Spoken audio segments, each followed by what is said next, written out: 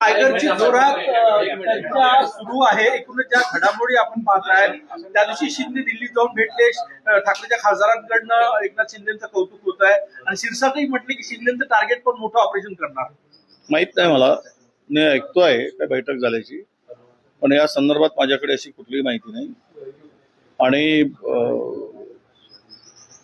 या संदर्भात काय तो त्या पक्षाचा अंतर्गत संबंध आहे आणि कोण कोणाला फोडतो कोण कोणाला नाही, तरी महाराष्ट्रामध्ये देशामध्ये फोडाफोडीच्या राजकारणाला प्रचंड उठ आलंच आहे।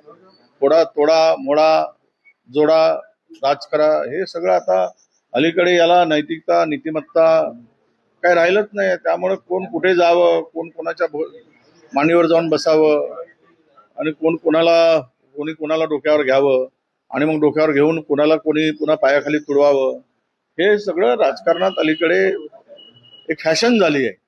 त्यामुळे बघू पुढे काय होतं ते। आज तरी आमच्याकडे आपण एवढंच म्हणू शकतो की आत्ताच्या देशामध्ये जे काही सरकार काम करते, देश आणि राज्य उद्ध्वस्त होण्याचं काम चालू झालेलं आहे, कर्जबाजारी झालंय, सगळ्या दृष्टीने जनता परेशान आहे।